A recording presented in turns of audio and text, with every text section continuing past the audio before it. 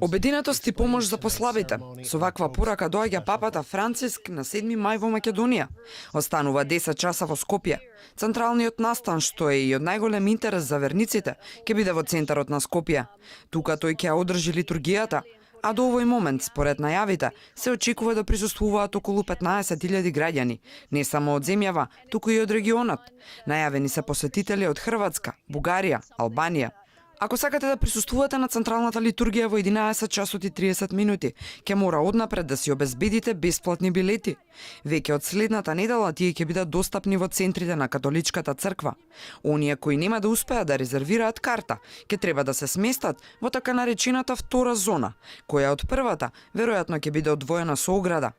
Ова е организирано за да има ред во присуството и за да може да се овозможи секој кој сака да ја слушне и гледа литургијата во живо.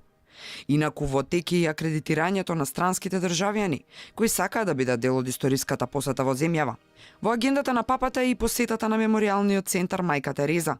Таму се предвидени средбите со верските лидери во државата, а одделно ќе се сретне со католичкото свештенство во црквата Пресвето Исусово срце. Секако дека централната медиумска вест на 7 мај ќе биде посетата, зашто веќе се пријавени 165 странски новинари и 65 медиуми, а во текот на целодневното присуство на понтифот ќе важат посебни мерки за безбедност од прв степен. Дали поглаварот на католичката црква ќе се вози во папамобилот или не, се уште нема конкретна информација. Ова е прво доаѓање на еден папа во Македонија. Во Скопје стигнува со авион од Софија по завршувањето на посетата во Бугарија. Кој е всушност папата Франциск? Аргентинец по потекло, роден е во Буенос Ајрес како Хорхе Маријо Берголјо во 1936 година. Завршил теолошки факултет во Сан Мигел, а за кардинал бил избран во 2001-та.